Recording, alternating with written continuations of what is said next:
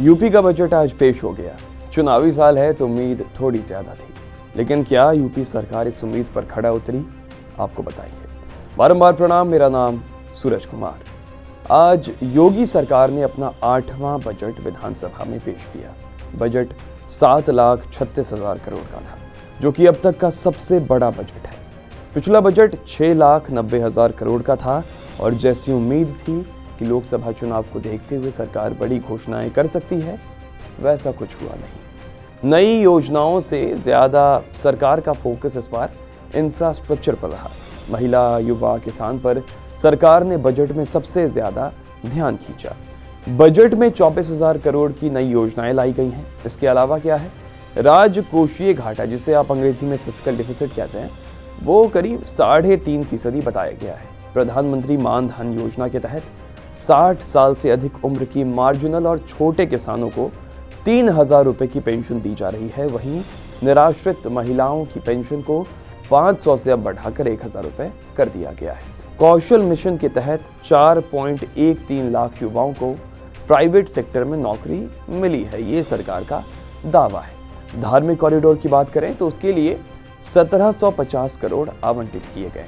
इसके अलावा बेसहारा पशुओं के लिए आश्रय स्थल पर 400 करोड़ का प्रावधान किया गया है, जो कि पिछली बार से लगभग 2 गुना दिखाई पड़ता है। गंगा एक्सप्रेसवे के लिए 2,058 करोड़ का बजट आवंटित किया गया है।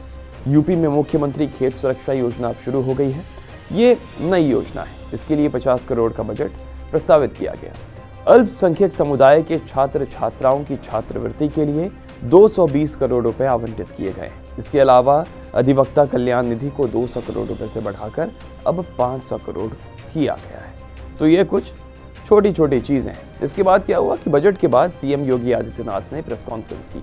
उन्होंने बजट को बताया कि ये प्रभु श्री राम को समर्पित है और हर बजट किसी न किसी थीम पर आधारित रहता है, तो ये बजट लोक मंगल को समर्पित है। ये बजट प्रधानमंत्री के विजन को समर्पित है। प्रति व्यक्ति आय दोगुना करने में सरकार को सफलता मिली है, ये दावा योगी सरकार ने किया है बजट पेश करने के बाद, और जल्दी हम इसका फैक्चुअल चेक भी लेकर आपके सामने आएंगे। और क्या क्या कहा मुख्यमंत्री ने, तो युवाओं के लिए मुख्यमंत्री युवा उद्यमी विकास योजना शुरू करने जा रहे हैं और इसमें ब्याज मुक्त कर्ज सरकार उपलब्ध करवाएगी। आगरा एक्सप्रेसवे को पूर्वांचल एक्सप्रेसवे से जोड़ने के लिए प्रावधान किया गया है। अयोध्या, काशी, मथुरा, वृंदावन, विद्यांचल के लिए बजट दिया गया है। प्रयागराज कुंभ के लिए अभी से बजट में व्यवस्था कर दी गई है। 8 क्लास तक के बच्चों को फ्री स्वेटर, जूता, मोजा दिए जाने के लिए 650 करोड़ रुपए आवंटित किए गए हैं, जबकि स्कूल बैग के लिए 350 करोड़ आवंटित किए गए हैं। इसके अलावा नए संस्कृत विद्यालयों की ई स्थापना के लिए 5 करोड़। वित्त मंत्री ने कहा है कि अयोध्या विश्व का बहुत बड़ा पर्यटन केंद्र बन गया है। हमारी सरकार अब तक लगभग 6 करोड़ व्यक्तियों को गरीबी से बाहर निकालने में सफल रही है। आज प्रदेश में बेरोजगारी दर केवल करीब 2.5% रह गई है। प्रदेश सरकार ने सेमीकंडक्टर नीति को मंजूरी दी है। इससे प्रदेश में निवेश बढ़ेगा।